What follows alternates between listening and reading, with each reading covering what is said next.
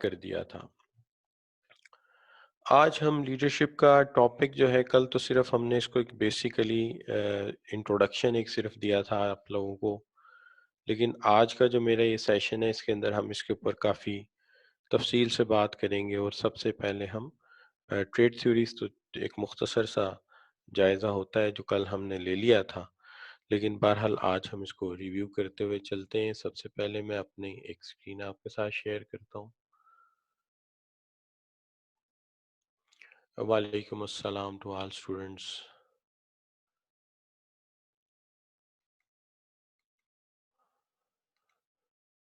आज हमारा 9th consecutive lecture है। इस लेक्चर के जो आज के हमारे कंटेंट इन फोकस हैं, उसके अंदर सबसे पहले कल जो हमने लीडरशिप का इंट्रोडक्शन दिया था उसको एक रिव्यू करेंगे। उसके बाद स्टाइल्स थ्योरीज को शुरू करेंगे। स्टाइल्स थ्योरी में सबसे पहले जो थ्योरी आमतौर पर डिस्कस की जाती है वो ब्लैक एंड मॉर्टन थ्योरी है। इसको ब्लैक एंड मॉर्टन भी कहते हैं, ब्लैक एंड मॉर्टन भी बोल देते हैं। एशरिच स्कूल ऑफ थॉट ने इस भी काम किया है लीडरशिप थ्योरीज के ऊपर। तो हम सबसे पहले जहाँ से स्टार्ट कर रहे हैं वो है आपकी जो है इंट्रोडक्शन कल वाली। सबसे पहले कल जो बात हुई थी वो ये हुई थी कि लीडरशिप जो है वो एक इंटरपर्सनल इन्फ्लुएंस है directed towards achievement of goals. Leadership का बुनियादी मकसद ये है कि हम लोगों को इंस्पायर करें, मोटिवेट करें और अपने एक्सपीरियंस, स्किल्स और जो हमारे पास मोटिवेशनल फोर्स है उससे लोगों को इंस्पायर करें और इंस्पायर करके उनको अपनी मंजिल की तरफ फोकस करें। तो लीडरशिप जो है वो एक समाजी तासुर है या एक समाजी अ, रवैया है जिसको हम बदल के लोगों को जो है वो उनकी मंजिल की तरफ गामजन करना चाहते हैं। अब जहाँ तक सवाल ये हो सकता है कि हम लीडरशिप क्यों पढ़ते हैं। देखिए, आम तौर पे हमारी ख्वाहिश ये होती है कि कोई भी जो ऑफिसर है या कोई भी अकाउंटेंट है, की पोस्ट पर है, बजाय इसके कि वो अपनी पोजीशन और पावर को इस्तेमाल करते हुए लोगों से अपने हुक्म को मनवाए, बल्कि वो इंस्पायर करे अपने तजर्बे, अपने एक्सपीरियंस और एक्सपोजर के साथ और अपने इल्मियत की बुनियाद के ऊपर लोगों के ऊपर अपना एक तासुर कायम करे। इस तरह जो लोगों के ऊपर तासुर या असर कायम होगा, ये ज़्यादा ड्यूरेबल होगा, लोग दिल से इसे एक्सेप्ट करेंगे, आपकी रिस्पेक्ट करेंगे और आपकी इंस्ट्रक्शंस को जो है वो मानेंगे, ना सिर्फ ऑफिशियल टाइम में बल्कि जनरल लाइफ में भी। इसका एक इम्पैक्ट आपकी पर्सनैलिटी पे ये भी होता है कि आगे चल के आप जब मिडल लेवल मैनेजमेंट से ऊपर आते हैं, डायरेक्टर लेवल पे, तो फिर पूरे के पूरे कई यूनिट्स आपके साथ अटैच होते हैं और उनको लीड करना होता है। वहाँ पर भी बड़ी अच्छी लीडरशिप स्किल्स चाहिए होती हैं, तो इसलिए हम आपको ये स्किल्स जो हैं वो देना चाहते हैं। इसके साथ-साथ हम ये भी चाहते हैं कि आप अपनी इनफरादी ज़िंदगी में भी आपके फैमिली होगी, भाई-बहन हैं, सबको आपने गाइड करना है, डायरेक्शन देनी है, इसलिए भी आपको लीड करना आना चाहिए। तो आप ये कह लीजिए कि प्रोफेशनल एंड सोशल लाइफ दोनों की कामयाबी का राज इसके अंदर है। लेकिन हम वापस आए अगर अपनी डेफिनेशन के ऊपर, तो हम ये कहते हैं कि ये एक इंटरपर्सनल इन्फ्लुएंस है, एक समाजी तासुर है जो डायरेक्ट करता है, लोगों को रास्ता दिखाता है towards achievement of their goals. इसको हम कहते हैं ये क्या है, हमारी लीडरशिप है।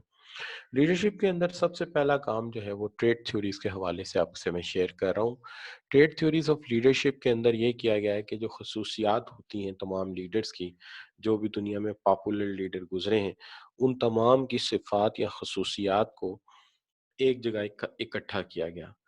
देखा गया कि उनके अंदर बहुत सारे कॉमन कैरेक्टरिस्टिक्स हैं। वो जो कॉमन कैरेक्टरिस्टिक्स हैं, उन्हीं को क्या किया गया कि यकजा करके कहा गया कि लीडर के अंदर ये वाले कैरेक्टरिस्टिक्स होते हैं। लेकिन जब इन कैरेक्टरिस्टिक्स को इकट्ठा किया गया तो जो इंटरेस्टिंग बात है वो ये है कि कुछ ऐसे कैरेक्टरिस्टिक्स सामने आए जो कि आम तौर पर लोगों में आप ये कह सकते हो कि पैदा तो नहीं किए जाते, लेकिन बहुत सारे ऐसे होते हैं जो बाय बर्थ या फितरत की तरफ से इंसान को मिलते हैं। लिहाजा इन्होंने कंक्लूड ये किया कि leaders are born not create not made. Leaders are born not made. Leader जो हैं वो बाय बर्थ लीडर होते हैं, लीडर बनाए नहीं जा सकते। ये कोई किसी शख्स में अगर लीडरशिप क्वालिटीज हैं तो वो बाय बर्थ है, बर्थ हैं, लिहाजा leaders are born not made. जो ट्रेड एंड कैरेक्टरिस्टिक्स इन्होंने देखे, उसके अंदर एक फिजिकल ट्रेट है। लीडर में आमतौर पे एनर्जी, अपीयरेंस और ड्राइव दूसरों से बेहतर होती है। पर्सनैलिटी के हवाले से ये बात चूंकि कल हम कर चुके हैं, इससे मैं इसको मुख्तसरन ही कर रहा हूँ। पर्सनैलिटी ट्रेट्स जो हैं, इसके अंदर ये होते हैं कि इसके अंदर एडॉप्टेबिलिटी टू इन्वायरमेंट दूसरों से ज़्यादा अच्छी होती है, जज्बा ज़्यादा अच्छा होता है और अपने पे एतमाद भी इसको ज़्यादा होता है। जो सोशल ट्रेड इसके अंदर होते हैं, ये कोऑपरेटिव होता है और ताउन करने वाला होता है। इसको टैक्ट होता है कि कहाँ कौन सी बात करने वाली होती है, और अल्फाज के चुनाव में अल्लाह ताला ने इसे खास सिफात दी होती हैं।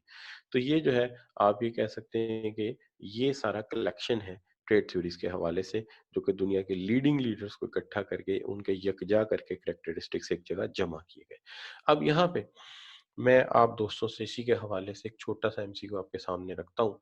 सवाल ये है, trade theories of leadership were based around the which of the following group of qualities. कौन सी ग्रुप ऑफ क्वालिटीज है? हर ऑप्शन में एक आध ऐसी गलती की गई है जिसको आप पढ़ेंगे तो आप पता चल जाएगा ये ऑप्शन गलत है, लेकिन एक जगह हूबहू वही रखी गई है जो कि आपने पढ़ी है या समझी है या जर्नलाइज है। तो मैं फिर आपके कमेंट्स बॉक्स में देख रहा हूँ इस वक्त कि आप कौन सी ऑप्शन चूज करते हैं इसमें से। तो let me see the your comments box. तो उसमें मोस्टली स्टूडेंट ने बी ऑप्शन लिया है, जिससे ये पता चलता है कि आपने माशाल्लाह इसको बिल्कुल सही समझा है। अच्छा, तो ये हो गया जी हमारा जो फर्स्ट एमसीक्यू था आपके साथ। अब यहाँ पे आगे मैं ट्रेड थ्योरी के ऊपर इससे ज्यादा बात करनी नहीं चाहूंगा। मैं चाहूंगा कि इससे आगे बढ़े और बात करें आज स्टाइल्स थ्योरीज के ऊपर। देखिए, स्टाइल्स थ्योरी का जहां तक ताल्लुक है, हम इसके अंदर ये कहते हैं कि एक आम इंसान जो होता है उसका एक खास स्टाइल होता है। एक आम इंसान का एक खास स्टाइल होता है। इसी तरह लीडर्स का भी खास स्टाइल होता है। कोई लीडर ऐसा होता है जो फैसले खुद करता है, दूसरों को लिफ्ट नहीं कराता। कोई लीडर ऐसा होता है जो बगैर मशवरे के फैसला नहीं करता। तो ये अपने अपने स्टाइल है। मैं रिपीट करता हूँ, हर लीडर का अपना अपना स्टाइल होता है। कोई लीडर दूसरों के साथ मशवरा करके बात करता है, कोई लीडर अपनी राय को इम्पोज करता है। तो हर एक का एक अपना स्टाइल है। तो ये थ्योरीज उस स्टाइल बेस के ऊपर के लीडर के क्या क्या स्टाइल आमतौर पे देखे गए हैं। इसके अंदर ब्लैक एंड मोर्टन की अहमियत ये है कि ये एक तरह से फीडबैक है। यानी आप ये कह लीजिए कि हम किसी के अंडर काम कर रहे होते और हम उसको मार्क्स एलोकेट करते, हम उसको मार्क्स एलोकेट करते और मार्क्स एलोकेट करके उसके हवाले से उसका लीडरशिप स्टाइल समझते। तो आप यूं समझ लीजिए कि यहाँ पर दो एस्पेक्ट्स हैं। समझ लीजिए आप और मैं आज एग्जामिनर हैं और हमने लीडर को नंबर देने हैं। ठीक है जी, हमने लीडर को नंबर देने हैं, Blake and Mouton managerial grid पे जाके इसको नंबर देने हैं। तो मैं और आप आज क्या है, एक असेसर हैं, हम असेसमेंट कर रहे हैं लीडर की। अब सवाल ये है कि जब किसी को नंबर दिए जाते हैं, मार्क्स दिए जाते हैं, असेसमेंट की जाती है, तो भाई उसकी कोई बेस भी तो होती है। क्या हाल? मैं पेपर मार्क कर रहा हूँ, तो पेपर मार्क मैं ऐसे ही कर दूंगा? उसका कोई स्टैंडर्ड, कोई क्राइटेरिया होगा ना जी। तो वो जो क्राइटेरिया है वो क्या है, पहले क्राइटेरिया समझिए। अच्छा, अगर हम क्राइटेरिया नहीं समझते तो फिर हम भी बैड असेसर हैं। तो पहले क्राइटेरिया समझते हैं कि अच्छा भाई, लीडर को आज हम नंबर देने बैठे हैं, मार्क्स देने बैठे हैं। ये जो हमने मार्क्स देने हैं, किस बेस पे देने हैं? इसके अंदर दो बुनियादें हैं जिसपे हमने नंबर देने हैं। पहली बुनियाद ये है कि कंसर्न फॉर पीपल। क्या लीडर अपने अंडर काम करने वाले लोगों का जो कंसर्न है उसको एड्रेस करता है?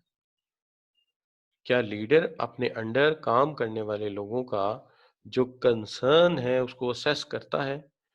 कंसर्न फॉर पीपल क्या हो सकता है? जो अंडर लोग काम कर रहे हैं उनका क्या कंसर्न हो सकता है?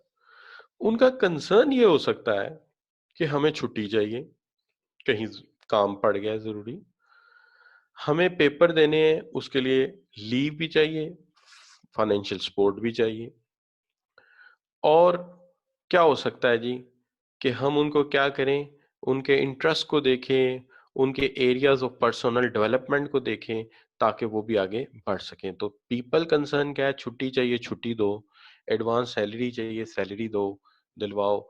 अगर कोई टास्क कम वो कर, कोई उसको काम पड़ गया है, उसकी मदद करें। अगर वो बेचारा परेशान है तो उसको मोटिवेट करें। अच्छा, कोई मामला है उसको समझ नहीं आ रहा तो उसको इन्वॉल्व करें। और उसका इंटरेस्ट बढ़ाएं। तो ये है कि लोगों को समझ के उनकी नीड्स का ख्याल रखना। तो पहले नंबर हमने इस बुनियाद पे एलोकेट करने हैं कि क्या लीडर लोगों की छुट्टी की नीड, फाइनेंशियल कंसर्न की नीड, काउंसलिंग, इसी तरह सपोर्टिंग, मोटिवेटिंग, ये ज़रूरियात पूरी कर रहा है, तो इसके ऊपर हमने उसे नंबर एलोकेट करने हैं। अब आप पूछ सकते हैं सर नंबर कहाँ से लेके कहाँ तक दे सकते हैं? तो नीचे एक स्केल मैंने इसीलिए लगाया है। आप लीडर को नंबर दे सकते हैं 1 से लेके 9 तक, यानी 1 टू 9 मार्क्स आप एलोकेट कर सकते हैं। अगर वो बेस्ट लगे आपको तो आप 9 दे देंगे, और अगर वो आपको बहुत बुरा लगे तो 1, और अगर वो आपको एवरेज लगे तो 5। तो हम इस तरह नंबर से, अच्छा इसके दरमियान में भी नंबर दिए जा सकते हैं, लेकिन जाहिर बात है हम एक एक नंबर करते रहेंगे तो ये तो शाम पड़ जाएगी। लेकिन हम इसमें से 4 या 5 नंबर लगा के आपको दिखा देंगे कि क्या क्या लीडरशिप स्टाइल इससे बनेगा। लेकिन पहली बात ये समझ आई कि कंसर्न फॉर पीपल ये है कि हमें ये पता हो कि जो लीडर है वो अपने अंडर काम करने वालों की जरूरियात को कितना एड्रेस कर रहा है, उनको छुट्टी दे रहा है अगर जरूरत पड़ जाए, उनकी फाइनेंशियल नीड में उनको मदद करवा रहा है, उनको परेशानी में काउंसलिंग कर रहा है, सपोर्ट कर रहा है, मोटिवेट कर रहा है, तो पीपल कंसर्न में वो अच्छा है। अब दूसरा मामला है कंसर्न फॉर रिजल्ट या कंसर्न फॉर प्रोडक्शन। यहां मामला क्या है कि ये एक अहम मसला ये है कि क्या वो वक्त पे प्रोडक्शन करवा पा रहा है, टाइमली कंप्लीशन ऑफ वर्क करवा पा रहा है विद क्वालिटी, एफिशिएंसी को इंश्योर कर पा रहा है, और उसके साथ साथ जो जो भी टास्क हैं उनको वो अकम्प्लिश सही से करवा रहा है। तो यहाँ पे भी, इस पे भी हम उसे नंबर 1 टू 9 यानी 1 से लेके 9 तक दे सकते हैं। तो कंसर्न फॉर प्रोडक्शन ये है कि क्या वो टास्क या गोल्स या जो भी उसे टारगेट दिए गए हैं क्या वो टाइमली उन्हें अचीव करवा पा रहा है, प्रोडक्शन टारगेट मीट करवा पा रहा है, प्रोडक्टिविटी को इंश्योर कर रहा है, एफिशिएंसी को इंश्योर कर रहा है।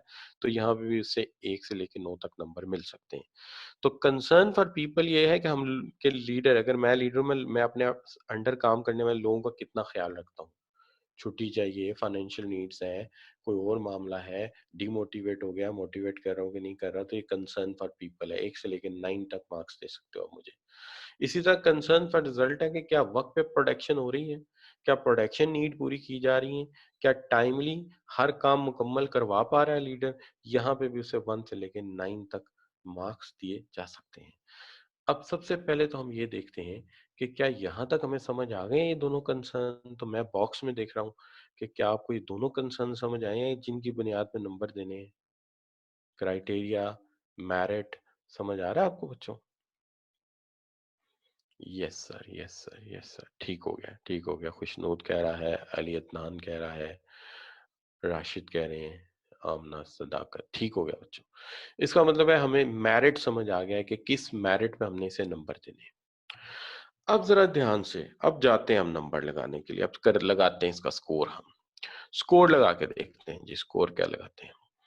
देखिए, फर्ज कीजिए एक ऐसा लीडर सामने आता है जो दोनों तरफ ही अच्छा परफॉर्म नहीं कर रहा। यानी हमें ये नजर आता है कि जो लीडर साहब हैं ये जो है ये दोनों तरफ ही अच्छा परफॉर्म नहीं कर रहे। तो हम मैनेजेरियल ग्रिड पे जाएंगे। मैनेजेरियल ग्रिड में एक तरफ वाई एक्सिस है, तो वाई एक्सिस पे कंसर्न फॉर पीपल है, वाई एक्सिस पे कंसर्न फॉर पीपल है। अगर वो लोगों की जरूरियात का अच्छा ख्याल कर रहा है तो हम ऊपर देते जाएंगे नंबर। यहाँ मैं पॉइंट कर रहा हूँ, ठीक है ना, जहां मैं पॉइंट कर रहा हूँ, मेरा कर्सर मूव कर रहा है, हम इस तरफ नंबर देंगे उसको। ठीक हो गई बात?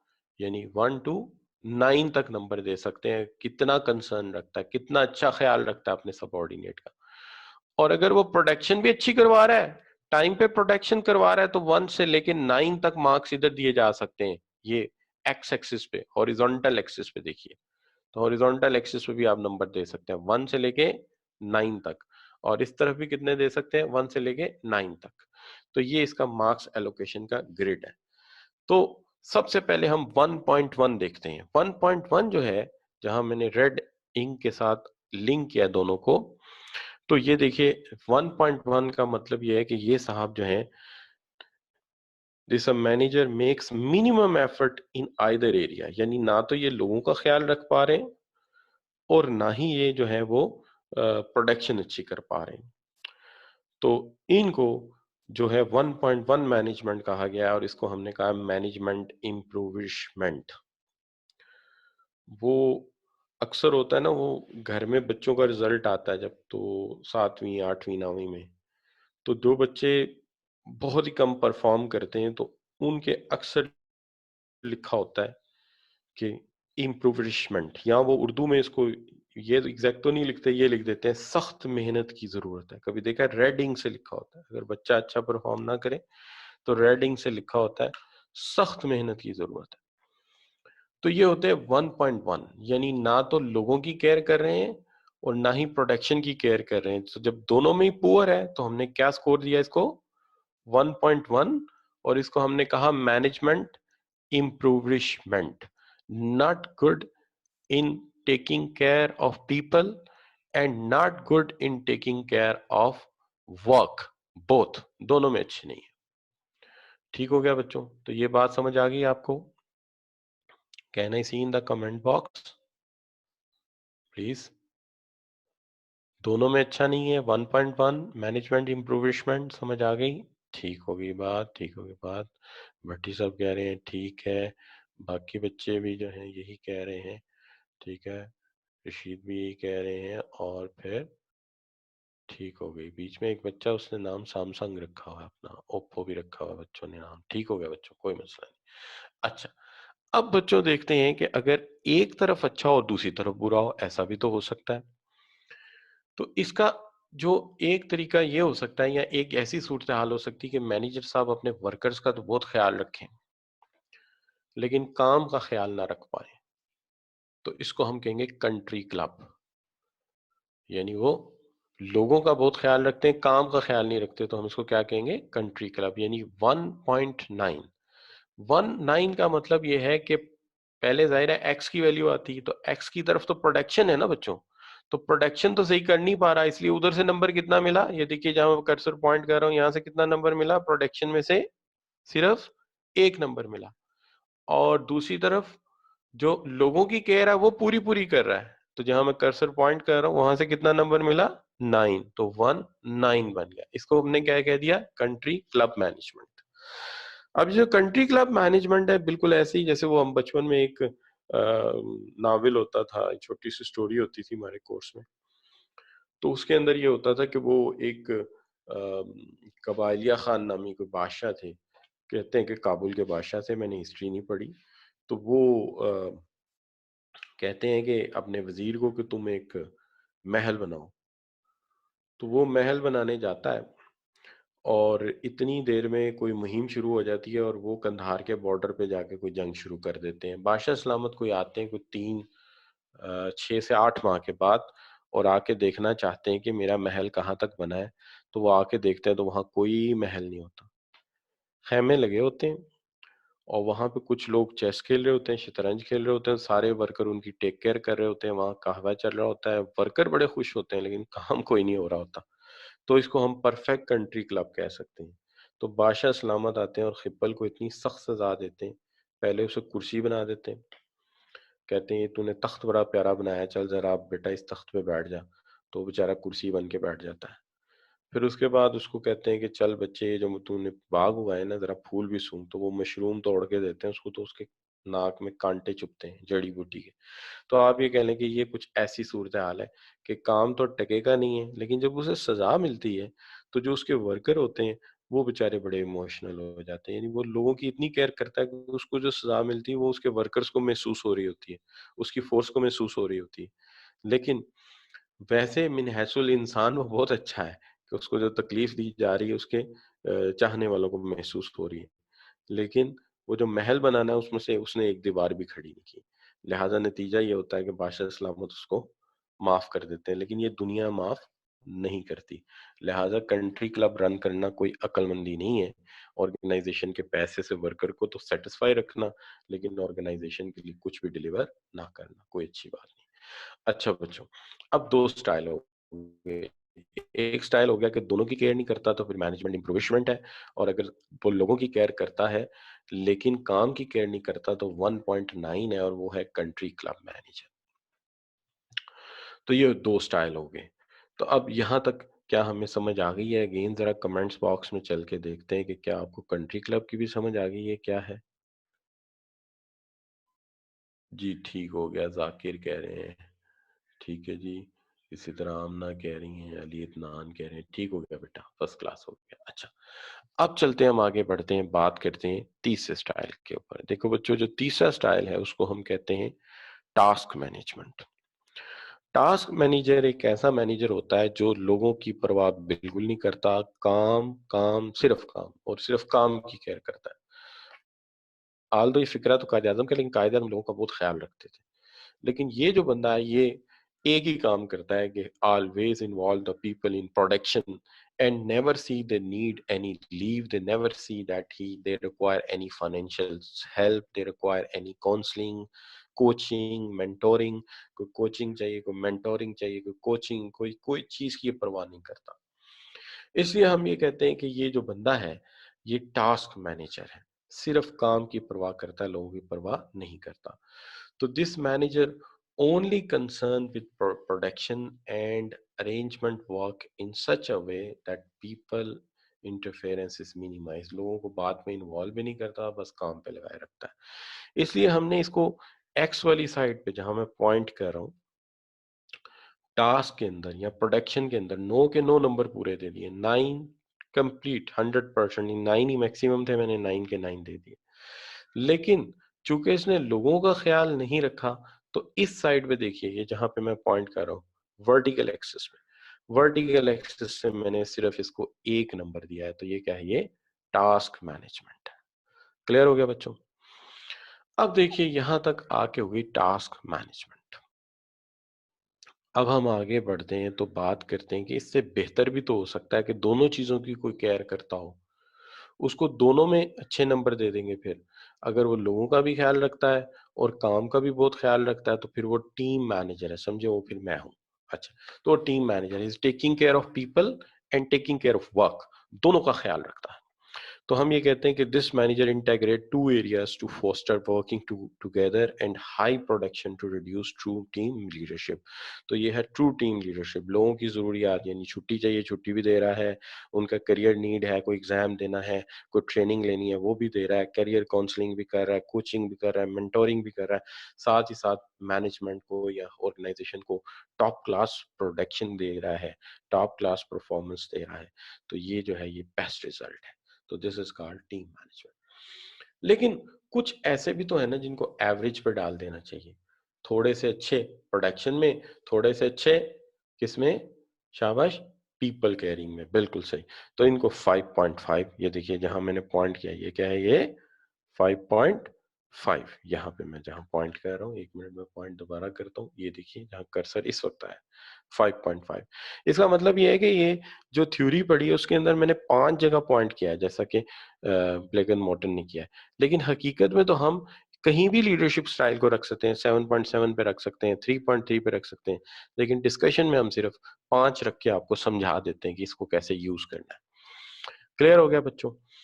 तो यहाँ तक बात जो है होप कि आपको समझ आई है। मैं ज़रा इसको एक दफ़ा एग्जांपल के साथ क्लियर कर देता हूँ। देखिए फ़र्ज़ कीजिए कि एक पर्सन है, let's say his name is, कोई भी नेम रख देते हैं, let's say his name is William. So William goes to a manager for leave and says that his mother is suffering from some fever and he wants to get a 3 days leave. तो वो जाता है management improvement के पास और जाके कहता है, यानी उसका मैनेजर, फर्ज कर लीजिए कि मैनेजर इम्प्रूवमेंट, कि सर 3 दिन की छुट्टी चाहिए, वालदा बड़ी बीमार है। ऐसे लोगों को मैं परसीव करता हूँ कि हार्श भी होते हैं, बदतमीज भी होते हैं। तो वो कहता है माँ बीमार है, मरनी होगी मर जाएगी, बचनी होगी बच जाएगी, यहाँ काम हो रहा है, चलो यहाँ से भागो, कोई छुट्टी नहीं है, बैठ जाओ यहाँ पे आराम से। वो बैठ जाता है आराम से, उसको कहा जाता है बैठ गया, वो उठ के जाके फिर कहता है कि सर बैठा हूँ फारिग, यहाँ काम ही दे दे फिर कोई। नहीं जी, जब जब काम याद आएगा तो दे देंगे, कोई मसला नहीं है, तनख्वाह मिलती है ना, चलो वहां बैठो, पैसे तुम्हें यहाँ रहने के दिए जाते हैं, जब काम याद आएगा दे देंगे, चलो यहाँ बैठो। ना काम दे रहा है, ना जरूरत की छुट्टी दे रहा है, दोनों नहीं दे रहा।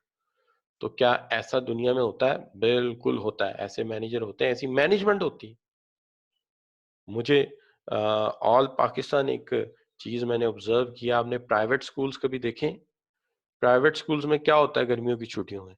गर्मियों की छुट्टियों में कोई काम टीचर के पास नहीं होता, लेकिन फिर भी स्कूल कहते हैं जी हम चूंकि फीस देते हैं तो तुम्हें स्कूल आना है। वो कहेगा यार बच्चे तो छुट्टी पे, मैंने क्या करना है? तो वो यही कहेंगे यहाँ बैठे रहो, असाइनमेंट बनाओ, नोट्स बनाओ, ये करो वो एम डमी सा वर्क दे देंगे, आपको खुद नजर आ रहा होगा ये काम देना भी नहीं चाहते, इन्हें आता भी नहीं काम कराना, लेकिन वहां बिठाए रखेंगे। क्यों? हम सैलरी देते हैं। अब दोनों में से एक काम भी नहीं कर रहे। इससे अच्छा था उन्हें किसी लाइब्रेरी भेज देते, कहीं और भेज देते, उनकी करियर कंसर्न देख लेते, उनको कोई पेपर देने का मशवरा दे देते आगे। लेकिन क्या होता है, बिठाए रखते हैं, ना काम देते हैं ना छुट्टी देते हैं। तो इसका मतलब ये क्या है, मैनेजमेंट इम्प्रूविशमेंट, लोगों की भी केयर नहीं करते, काम की भी केयर नहीं करते। तो ऐसे मैनेजर और ऐसी मैनेजमेंट होती है।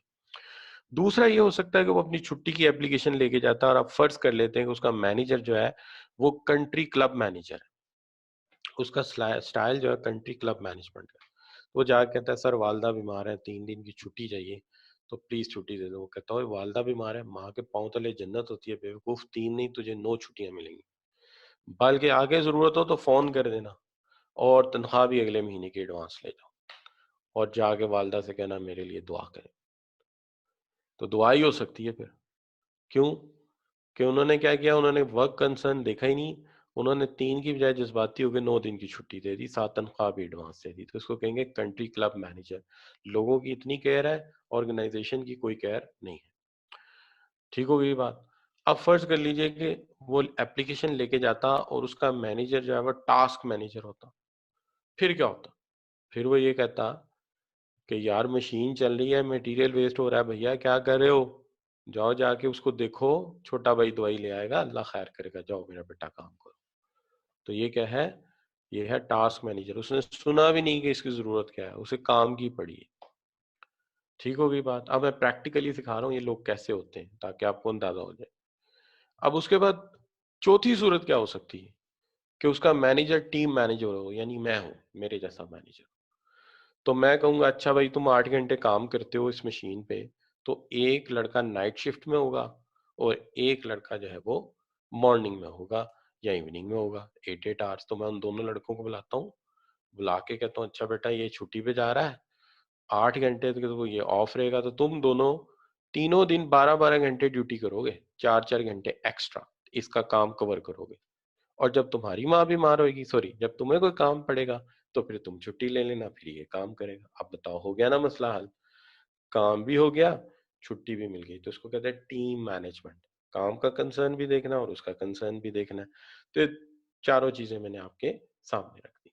अब चलते हैं कमेंट्स बॉक्स में, देखते हैं आपको कितनी समझ आई है। हाँ बच्चों जरा आप बोल दें, कमेंट्स दे दें शाबाश कमेंट्स बॉक्स में। फायदा कह रही है यस सर, जसाम कह रहे हैं सर, नबील भी कह रहा है ठीक है जी, दानियाल भी ही कह रहे हैं। ठीक हो गया बच्चों, सो इट्स यू अंडरस्टैंड। सो जी, तो मैंने कोशिश की है कि जरा प्रैक्टिकली भी आपको बताऊं, ये सिर्फ थ्योरी नहीं होती, ये अमली तौर पे होते हैं सारे काम। अच्छा बच्चों, अब यहाँ पे मैं जो बात करने जा रहा हूँ वो ये है कि आपके सामने क्यों ना कुछ सवालात भी रखे जाएं। अच्छा, अब वो जो सवालात हैं वो क्या हैं वो देखते हैं। सवालात आपके कुछ इस तरह से देखते हैं। सबसे पहले तो मैं इसको कमेंट बॉक्स को बंद करता हूँ, आपके क्वेश्चंस की तरफ चलता हूँ। देखिए, ये तो मैंने बता दिया था ना आपको, मिडिल रोड मैनेजमेंट, दोनों में दरमियाना, लोगों की केयर में भी और उसमें भी। अच्छा, इसमें ये होता है कि देखिए middle of the road management है। अच्छा, मैं एक दफा पेपर चेक कर रहा था किसी यूनिवर्सिटी के, तो वहां पे किसी ने मिड ऑफ द रोड लिखा हुआ है, किसी ने सेंटर ऑफ द रोड लिखा हुआ है। ऐसा नहीं होता। देखिए जब स्टेटस को कहा है तो टर्म है स्टेटस को ही लिखी होना चाहिए, याद होना चाहिए। मिडिल ऑफ द रोड है तो मिडिल ऑफ द रोड ही होना चाहिए। अच्छा बच्चों, सवाल क्या है? When a manager is committed and have stake in organization success, एक मैनेजर कमिटेड है और उसका स्टेक है ऑर्गेनाइजेशन की सक्सेस में, their needs and production needs coincide, वो देखता है कि दोनों नीड्स को मुझे इकट्ठे लेके चलना है। कहता है ही create an environment based on trust and respect, which leads to high satisfaction and motivation of employees। तो high satisfaction और motivation of employees की तरफ लेके चलती है। तो उसने एक ऐसा माहौल क्रिएट किया है जिसके अंदर वो कंसर्न देख रहा है, लोगों को भी मोटिवेट कर रहा है और साथ कोइंसाइड करके ऑर्गेनाइजेशन को भी देख रहा है कि यार इसका काम भी होना चाहिए। तो यहाँ मुझे कौन सी ऑप्शन लेनी चाहिए आपके ख्याल में? मैं ज़रा कमेंट्स में देखता हूँ।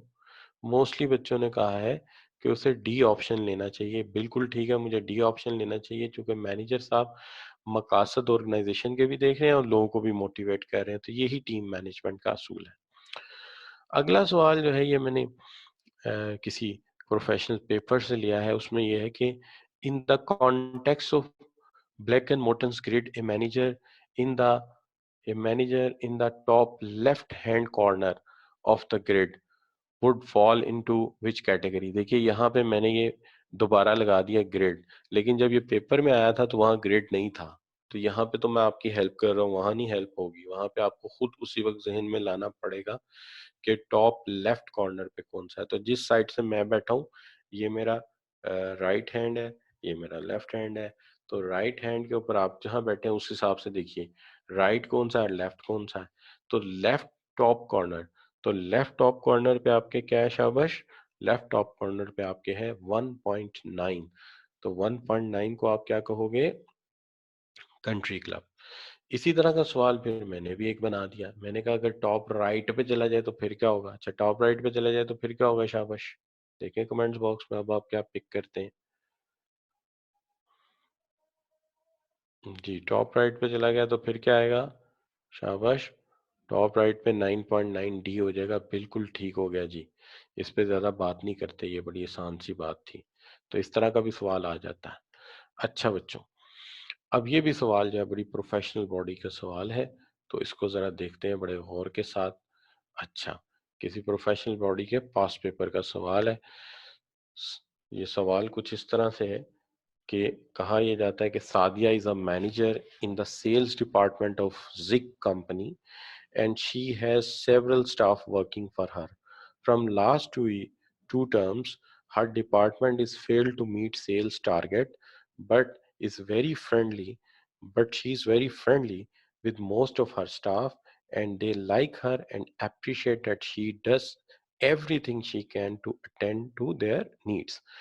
तो दो टर्म से टारगेट तो मीट नहीं हुआ, लेकिन ये है कि स्टाफ उसकी बड़ी तारीफ करता है। तो इसके लिए कौन सी ऑप्शन लेंगे आप? मैं कमेंट्स बॉक्स में देखता हूँ आपके।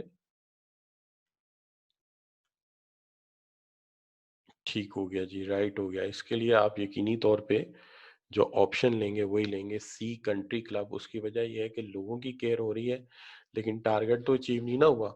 तो टारगेट अचीव नहीं हुआ तो कंसर्न फॉर प्रोडक्शन में तो नंबर 1 ही देंगे, लेकिन जहां लोगों को खुश कर दिया है तो वहां पे नंबर 9 मिल जाएंगे। ठीक हो गई बात, तो इसको हम कंट्री क्लब कह सकते हैं। तो जनाब ये हो गया। अब यहाँ पे है Ashraf is CFO of Kohinoor energy projects. He is passionate about his work, who does the best he can for the people he works with। वो अपने काम के मतलब पैशनेट है, लेकिन अपने लोगों के लिए जो बेस्ट हो सकता है वो करता है। तो अब यहाँ पे कौन सी ऑप्शन आप लोगे? शाबाश जी, डी ऑप्शन बिल्कुल सही। फायदा ने भी ठीक ली है और बाकी बच्चे जो हैं, अशरफ हो गया, ठीक है, दानियाल हो गया, ठीक है बच्चों, बेस्ट हो गया जी कि यही ऑप्शन आप लेंगे। तो इट्स अंडरस्टूड। तो इसके ऊपर सवाल भी आई होप के ऐसा ही बनेगा। तो हम यहां तक बात कर लेते हैं कि ये हो गया जी हमारा ऑप्शन। अब यहाँ पे मैं जो आपकी ब्लैक एंड मोर्टन थ्योरी है इसको मैं खैर बात कहता हूँ।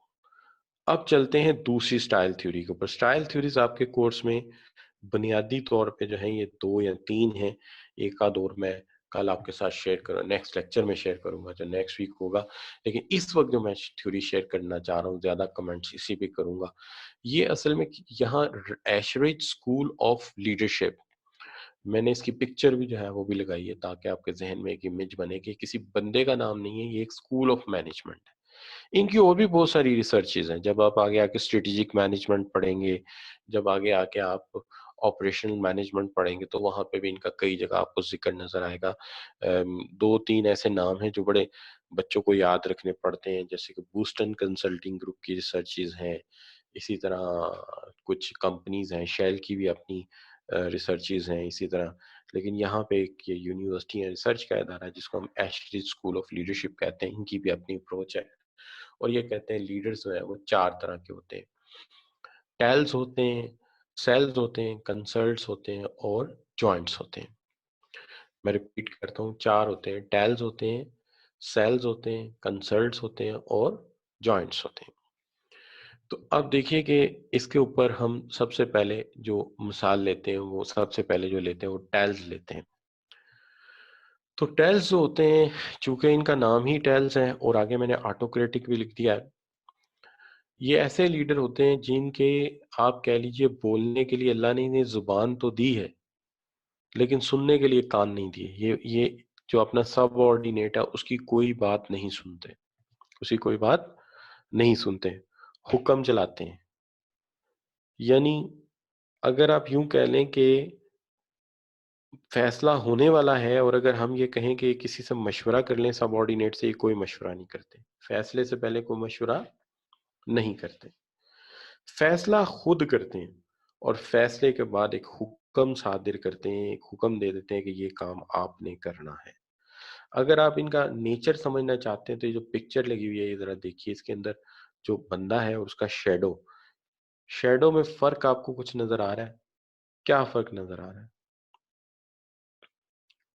जी, बंदे की नोज बड़ी लंबी है, वो अपनी नाक लंबी करना चाहता है, यानी वो कहता है कि जो कहता हूं वो हो जाए, जो मैं कहता हूं वो सुना जाए और उसी बात को माना जाए।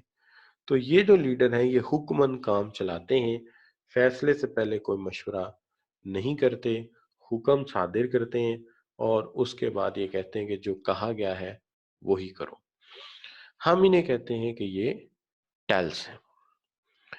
इनकी स्ट्रेंथ क्या है? इनकी स्ट्रेंथ ये है कि जब हम इनसे देखते हैं तो एक तो ये कि जब इन्होंने किसी से मशवरा नहीं करना तो फैसला जल्दी हो जाता है, डिसीजन क्विकली हो जाता है, ज़्यादा ना मशवरा करने की ज़रूरत नहीं। तो डिक्टेटरशिप में एक ही खूबी होती है कि फैसले जल्दी हो जाते हैं।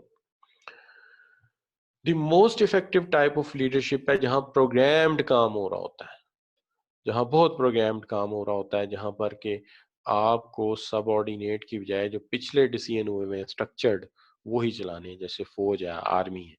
तो वहां पर ये लीडरशिप स्टाइल बड़ा अच्छा है कि जो कह दिया है वो करो। लेकिन जहां तक ताल्लुक है इसकी वीकनेसेस का, तो वीकनेसेस सबसे बड़ी वीकनेस ये है कि वन वे कम्युनिकेशन है। सीनियर तो जूनियर को बहुत कुछ कह रहा है, लेकिन जूनियर जो है वो सीनियर से किसी भी किस्म की कोई बात कर नहीं सकता, शेयर नहीं कर सकता। तो सीनियर जो कहना चाहे कहे, जूनियर जो कहना चाहता है वो नहीं कह सकता, उसकी फीलिंग्स क्या है, उसकी सोच क्या है, उसके पास आइडियाज क्या है, वो कोई नहीं सुनने को तैयार। बाज का जूनियर के पास बड़े अच्छे आइडियाज होते हैं लेकिन वो सुनने को तैयार ही नहीं है। तो it is one way communication, neglect feedback, upward communication है ही नहीं, यानी ये जूनियर सीनियर को कुछ कह ही नहीं सकता, तो अपवर्ड कम्युनिकेशन है ही नहीं, टीम इनपुट है ही कोई नहीं। तो ये इसकी स्ट्रिक्ट वीकनेस है। दूसरा मसला ये है कि डज नॉट इनकरेज इनिशिएटिव। जब ऑर्डर ऊपर से आते रहेंगे, एक अरसे तक हुक्म जारी होते रहेंगे और हुक्म ऊपर से आता रहेगा, तो आहिस्ता आहिस्ता सबऑर्डिनेट के अंदर शायद ये सोच आ जाएगी कि मैं शायद इस काबिल ही नहीं हूं कि किसी बात पर मशवरा दे सकूं, या वो ये सोचने लग जाएगा कि अगर मैंने कोई बड़ी अच्छी बात सोच भी ली, अगर मैंने कोई बड़ी अच्छी बात सोच भी ली तो मेरी बात कौन सी इन्होंने सुननी है। तो जब उसे ये एहसास होगा कि मेरी बात ये सुनना ही नहीं चाहते, तो फिर बेहतर है यार खामोशी इख्तियार की जाए, तो वो इनिशिएटिव लेना छोड़ देगा। अब ये इनिशिएटिव लेना छोड़ना कोई छोटी बात नहीं, ऐसी भी सूरत हाल हो सकती है कि एक दिन वर्कर फारिग बैठे हों या सबऑर्डिनेट फारिग बैठे हों, इंस्ट्रक्शन देना लीडर भूल जाए, तो वो कहेंगे कि हम कुछ भी नहीं करेंगे। क्यों नहीं करेंगे? चूंकि हमें कहा नहीं गया। तो जब कहा नहीं गया लिहाजा हम कुछ भी नहीं कर सकते, तो वो फिर कुछ भी नहीं करेंगे। ये भी एक मसला है। तो अब आप इसको यूं देख सकते हो कि भाई बात यह है कि टैल्स हैं, हुक्म जारी करते हैं, मशवरा लेते नहीं, फैसला इम्पोज करते हैं, फैसला जल्दी हो जाता है, मान लिया। स्ट्रक्चर्ड प्रोग्राम हो, हाईली प्रोग्राम डिसीजन हो, वर्क हो तो ठीक है, लेकिन मसला ये है कि नीचे वाले की राय को बिल्कुल कदर से नहीं देखा जा रहा, सुना ही नहीं जा रहा, उसकी फीलिंग्स, उसके थॉट्स, उसके क्रिएटिव आइडियाज लिए नहीं जा रहे, जिससे आहिस्ता आहिस्ता उसके अंदर का इंसान मर जाएगा और वो कभी की राय देने के काबिल नहीं रहेगा, और वो एक हो सकता है कॉम्प्लेक्स में बेचारा फंस जाए, पर्सनालिटी कॉम्प्लेक्स में। एनीवे, तो यहाँ तक बात हमने इसको समझ लिया। अब पहले आगे जाने से पहले ये देख लिया जाए कि क्या बच्चों को टेल्स लीडर की कुछ समझ आई है कि टेल्स होते कैसे हैं? जी बच्चों, मैं कमेंट्स में देख रहा हूँ, मैं कमेंट्स बॉक्स में देख रहा हूँ, प्लीज कमेंट्स कीजिए। Yes sir, yes sir. अच्छा जी, ठीक हो गई बात। तो मोस्टली बच्चों ने यस कह दिया, तो मैं इसका मतलब ये लेता हूँ कि आपको बात समझ आ गई है। So thank you for your participation. मैं वापस चलता हूँ अपनी बात के ऊपर और बात करते हैं सेल्स के ऊपर। तो देखिए, सेल्स का जहां तक ताल्लुक है, सेल्स कुछ ऐसे लीडर हैं जो फैसला करने से पहले कभी मशवरा नहीं करते, फैसला करने से पहले कभी मशवरा नहीं करते, लेकिन जब फैसला कर लेते हैं तो उसके बाद आके सबऑर्डिनेट को समझाने की कोशिश करते हैं। बच्चों, ये जरा मस्जिद मेरे घर के करीब है और अजान बहुत हो रही है ऊंची आवाज में, तो लेट मी मुझे 1 मिनट बस दीजिएगा।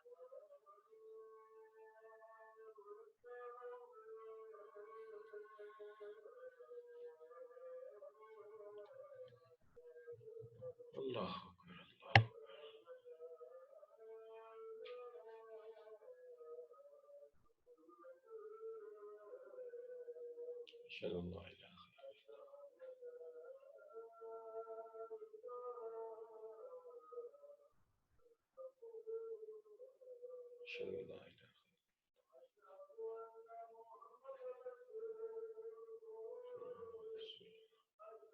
अल्लाह,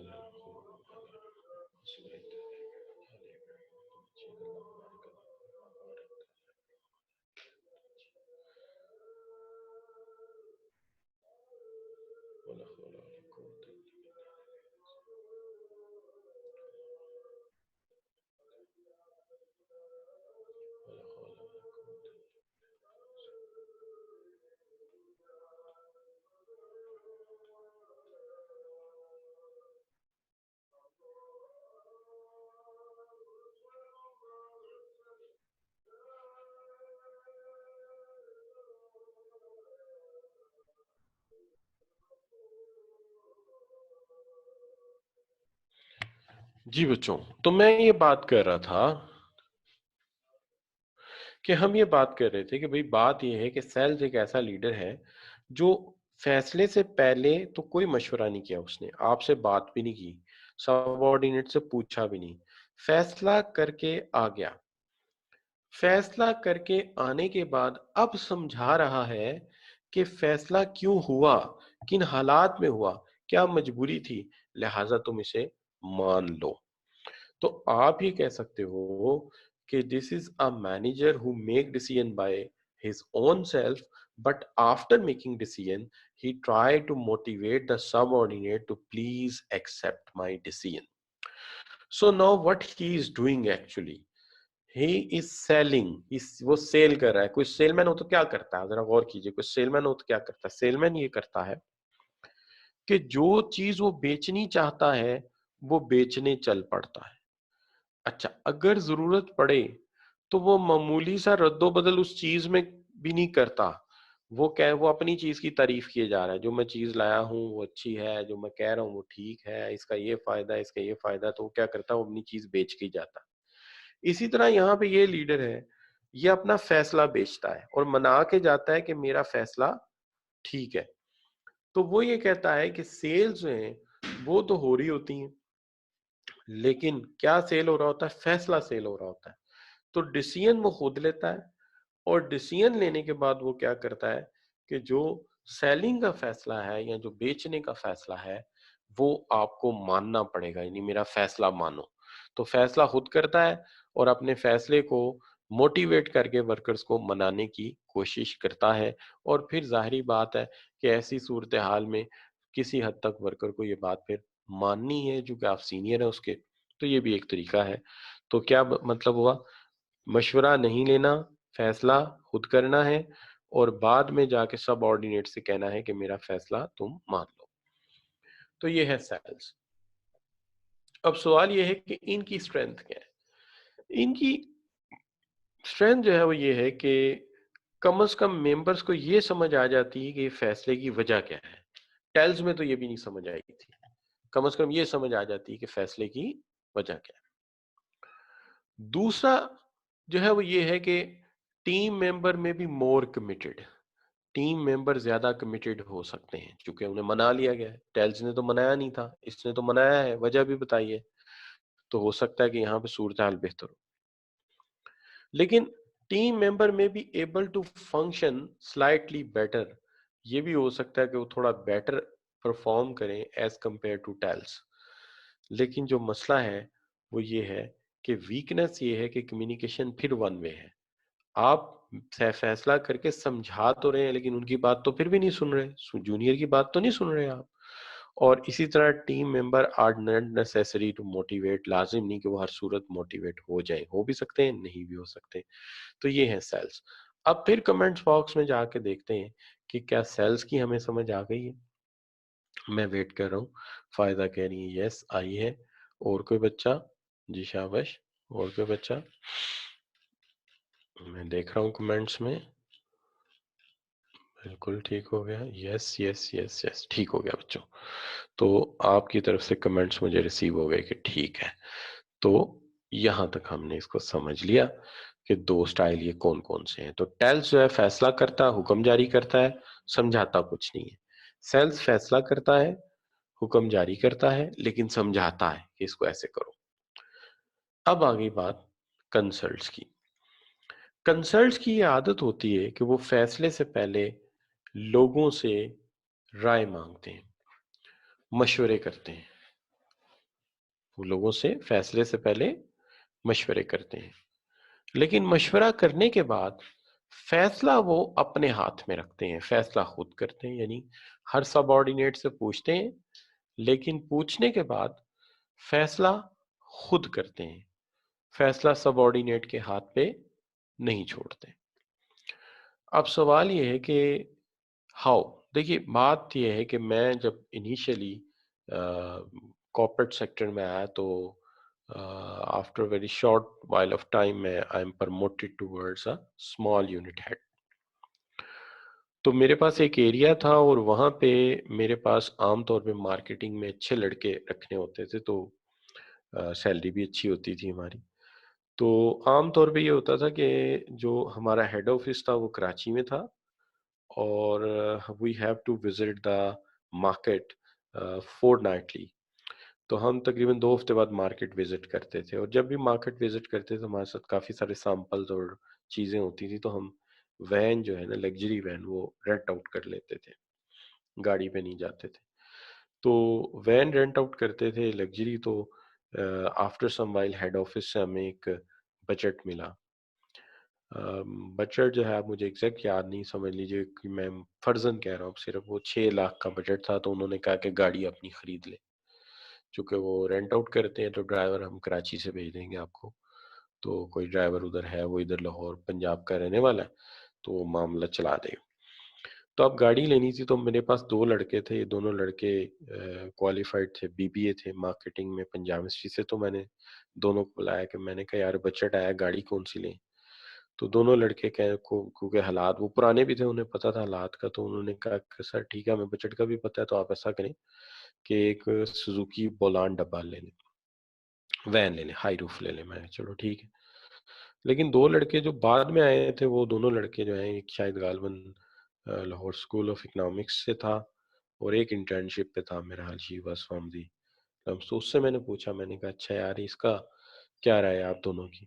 तो दोनों लड़कों ने कहा कि हमें वो जो लग्जरी वैन है वो चाहिए, तो कम से कम एपीवी लेके दें। सुजुकी का उस जमाने में एक होता था, वो डबल एयर कंडीशन वैन होती थी, तो या डबल कंडेंसर या कुछ ऐसा उसे कहते, तो कहते थे ये ले लें। अब मेरे पास तो 6 लाख ही था, तो आई कैन नॉट से टू इंक्रीज़ द बजट, थोड़ा शाय भी मैं फ़ील कर रहा था। तो मैंने क्या किया कि ज़ाहिर है मैंने मशवरा तो ले लिया सबसे, अब वैन मैंने खुद खरीद ली जाके, मैं पोलैंड डब्बा ले आए जाके, कंपनी ने कहा था वहाँ से, उनसे कहा जी बुक करा दें, ले आए। अब जब ले आए तो मेरा काम आसान था, क्योंकि देखिए जिन बच्चों ने तो पहले, जिन सबऑर्डिनेट तो राय पहले ही दी थी कि सुजुकी हायरूफ ले लें, तो उन्होंने वो तो, उनको कहने की कुछ ज़रूरत नहीं है। अब मेरा आधा काम रह गया कि वो जो 2 कैंडिडेट थे मेरे, या 2 मेरे जो सबऑर्डिनेट थे, वो राज़ी नहीं थे इसके ऊपर, वो चाहते थे कि कोई लग्ज़री एयर कंडीशन्ड वैन हो। तो उनको मैंने बुलाया और बुला के कहा कि देखो यार, ये सितंबर का महीना चल रहा है, आगे अक्टूबर, नवंबर, दिसंबर, जनवरी, फरवरी, मार्च तक जो है वो मौसम अच्छा है। तो दिसंबर में एनुअल सेल्स कॉन्फ्रेंस होगी, हम कराची जाएँगे और हम सेल्स इतनी ज़्यादा देंगे इंशाअल्लाह कि वहाँ जाके हम उन्हें, जब वो हमसे रिक्वायरमेंट माँगेंगे, तो हम ये डब्बा उनके हैंडओवर कर देंगे कि ये आप रख लें, हमें कोई लग्ज़री वैन दे दें। तो ये हो जाएगा। तो उनको मैंने मना लिया। तो इस तरह से ये कंसल्ट का अंदाज़ हो गया कि पहले मैंने मशवरा ले लिया, फिर मेरी जो लिमिटेशन थी उसके अंदर ही मैंने फ़ैसला करना था, मैंने फ़ैसला किया, तो मुझे अंदाज़ा हो गया कि कौन-सा बंदा इस पे खुश होगा, कौन-सा खुश नहीं होगा। तो जो खुश नहीं होगा उसको मैंने बुलाया और बुला के गाइड किया कि ये सूरत-ए-हाल है, ये कंडीशन है और ये आगे चल के हो जाएगा। तो वो भी दोनों मुतमईन हो गए। तो इसमें कंसल्ट स्टाइल में जो है स्ट्रेंथ ये आ जाती है कि आप वर्कर्स को इन्वॉल्व कर लेते हैं फ़ैसले में। वर्कर्स को अपने फ़ैसले में आप शामिल कर लेते हैं। दूसरी चीज़ ये हो जाती है कि आप उनका इंटरेस्ट समझ लेते हैं, आप उन्हें इन्वॉल्व कर लेते हैं, तो आपको बहुत हद तक इनपुट मिल जाती है, सजेशंस मिल जाती है। दूसरी बात ये है कि अब कम्युनिकेशन टू वे हो जाती है, चूँकि आप जो है उनकी बात सुन भी लेते हैं और कुछ बात करते भी हैं, कहते भी हैं, तो कहना और सुनना, अपवर्ड, डाउनवर्ड दोनों तरफ कम्युनिकेशन तो हुई। लेकिन अगर यहाँ पे देखा जाए वीकनेस में, तो कहता है may take longer time to reach decision, decision लेने में वक़्त लगेगा। पहले मशवरे करो, मशवरे करने के बाद डिसीजन को सुनो, लोगों की ओपिनियन सुनो, ओपिनियन लेने के बाद फिर राय लो, राय लेने के बाद फिर आप फैसला करके फिर समझाओ, तो काफ़ी वक़्त लग जाएगा। दूसरी चीज़ इसमें वो तनकीद ये करते हैं, कहते हैं कि टीम मेंबर इनपुट में not enhance the quality of the decision. बाज़ का quality of decision team member के फैसले से एनहांस नहीं होती। कह सकते हैं सम टाइम नहीं होती, बट जनरली हो जाती है। क्रिटिसिज्म में कह दिया जाता है, लेकिन कहता है ये कंसल्ट स्टाइल है, आपने खामखा उसे सेल्स कह दिया है। तो कंसल्ट स्टाइल, सॉरी, ये सेल स्टाइल है, कंसल्ट स्टाइल सेल स्टाइल ही है। सिर्फ इसको थोड़ा सा ये कह दिया गया कि फैसला पहले ही पता होता है लीडर को, ऐसे ही बस वो थोड़ा मजा ले रहा होता है कि इससे भी पूछ लो, उससे भी पूछ लो, उससे भी पूछ लो। चूंकि जब मुझे 6 लाख आया था, तो मुझे तो पहले ही पता था 6 लाख में गाड़ी ये वाली आनी है। ठीक है ना? तो फिर मैं क्या कर रहा था, फिर मैं उनसे राय ले रहा था या शो कर रहा था कि आपका मशवरा लिया जा रहा है। तो वो कह रहा है कि ये फेक ही है, एक्चुअली तो लीडर को पता होता है बजट कितना है, उसमें क्या चीज़ आ सकती है, क्या किया जा सकता है, तो हकीकत में तो सेल्स ही है। लेकिन राय लेके आप उसे कोशिश करते हैं कि कंसल्ट स्टाइल बनाया जाए। बहरहाल ये क्रिटिसिज़्म है, ये तो ऐसा होता ही है। अब चलते हैं आपकी ओपिनियन की तरफ कि क्या ये आपको समझ आया है? जी, I am watching in your comments box please.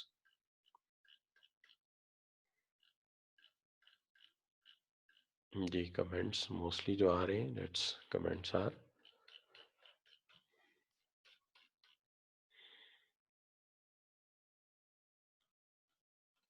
Yes, yes, yes, yes. Okay बच्चों, ठीक हो गया, आपकी तरफ से मोस्टली यस आए हैं, तो इससे मुझे लगता है कि आपको ये बात बिल्कुल सही समझ आ गई है। अच्छा बच्चों, अब इसके बाद जो है हम ये कर लेते हैं कि नेक्स्ट स्टाइल जो है जॉइंट्स का है। अब जो जॉइंट्स का स्टाइल है, वो बड़ा सिंपल सा स्टाइल है। उसके अंदर कोई ज़्यादा मशवरे वाली बात या कोई लंबी-चौड़ी बात नहीं जो मैं आपको समझाऊँ। लीडर साहब आते हैं, फैसले की नोयत समझाते हैं, सूरत-ए-हाल समझाते हैं और सबऑर्डिनेट से कहते हैं कि जनाब वोट दीजिए कि आप क्या फैसला लेना पसंद करेंगे। तो क्या होता है कि जो सबऑर्डिनेट्स हैं, उनकी वोटिंग, ये देखिए पिक्चर साथ लगी हुई, इनके वोट के साथ फैसला हो जाता है। सबऑर्डिनेट के वोट्स के साथ फैसला हो जाता है। जिस तरफ वो वोट ज़्यादा डालते हैं, वो फैसला हो जाता है। और जमहूरियत का असूल है मेजॉरिटी इज़ अथॉरिटी। अगर मेजॉरिटी का एक फैसला आ गया, तो मिनॉरिटी ने कहना है कि ठीक है, हमारी ही राय गलत थी अगर मेजॉरिटी ये कह रही है। लिहाजा समझाने की कोई ज़्यादा ज़रूरत है ही नहीं। तो ये क्या है? Democracy, democratic style of leadership. इसमें क्या होगा कि स्ट्रेंथ क्या है? मोटिवेशन और कमिटमेंट टीम की होगी, क्योंकि टीम ये कहेगी कि ये फैसला हमने मिलके किया है, तो जब हमने ये फैसला मिलके किया है तो इसकी कामयाबी हमारे लिए हर सूरत ज़रूरी है। तो लीडर अपनी जो टीम है वो अपनी पूरी कोशिश करेगी कि इस फैसले को हमने अब कामयाब बनाना है। तो फैसले की जो ओनरशिप है वो टीम खुद लेगी जिम्मेदारी के साथ। और दूसरा, टीम मेंबर्स को पता चल जाएगा कि हमारे मशवरों की कीमत है, वक़्त है, अहमियत है। तो वो क्या करेंगे? वो आइंदा से अच्छे मशवरे और सजेशंस भी देंगे, तो इसका फ़ायदा होगा। वीकनेस वही है कि टाइम बहुत लगेगा, समझाना पड़ेगा, फिर वोटिंग, फिर मशवरे करेंगे। और एक डर ये भी हो सकता है कि टाइम की लेंथ ज़्यादा लग जाए फैसला लेते-लेते। और एक मसला ये हो सकता है कि शायद सबऑर्डिनेट ये समझेंगे सारा कुछ तो हम कर रहे हैं, लीडर साहब तो बस कुछ सोचते ही नहीं है, जो हम कहते हैं वो कर देते हैं, तो उनकी वो अंडरमाइन करना शुरू कर दें। तो एक ये भी हो सकता है कि पॉलिटिकल सिस्टम शुरू हो जाए, पॉलिटिसाइज़ शुरू हो जाए, कि मैं वर्कर्स आपस में, ये सबऑर्डिनेट आपस में मिल जाएँगे, अच्छा यार पिछली दफ़ा जो तुमने कहा था हमने वो वोट दिया था ना, तो इस दफ़ा जो मैं कह रहा हूँ ना, तुम उस पे हक में वोट दे दो। तो इस तरह हो सकता है वो मिल-जुल के आपस में जो है वो मैनिपुलेशन शुरू कर दें फैसलों की। तो फ़ायदा ये कि फैसले में कमिटमेंट आएगी, वर्कर मोटिवेट होगा और वो कहेगा कि ठीक है, मुझे ओनरशिप मिल रही है फैसले की और मेरी राय मानी जा रही है। कम्युनिकेशन टू वे हो जाएगी। कमज़ोरी ये है कि शायद वो समझे कि लीडर जो है वो साहब कोई इतनी नॉलेज ही नहीं रखते, जो हम कह रहे हैं वो कर रहे हैं, इनको समझ-समझ कोई नहीं है और फैसला स्लो भी होगा। और बाज़ औक़ात ये भी हो सकता है कि पॉलिटिकल सिस्टम की तरह, सियासी निज़ाम की तरह, कि चलो इस दफ़ा तुम हमारी बात मान लो, अगली दफ़ा हम तुम्हारी बात मान लेंगे। इस तरह दोनों जो हैं एक-दूसरे की जो सिचुएशन है उसको एक्सेप्ट करना शुरू कर दें। तो इस तरह की सूरत-ए-हाल जो है वो पैदा हो सकती है। तो इस तरह की सिचुएशन बन सकती है। आई एम सॉरी, 1 मिनट ज़रा रुकिए। आप ज़रा इस पे सोचिए।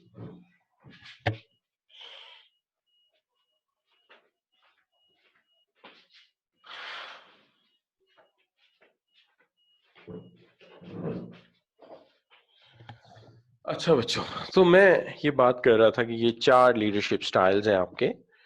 तो कौन-कौन से? Tell, sales, consults and joints. अब यहाँ पर मैं आपसे सिर्फ चंद 1 मिनट मेरे पास हैं।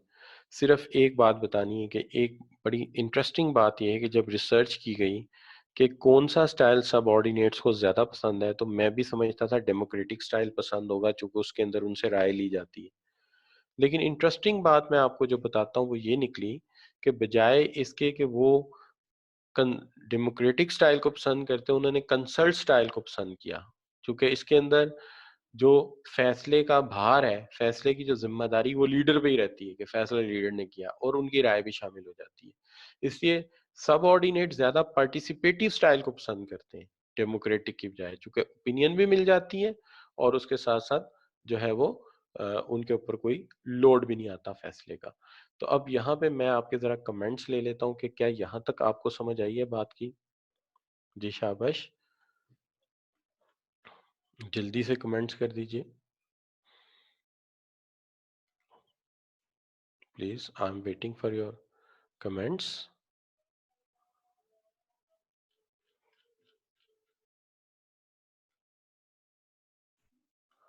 Yes, yes, yes, yes.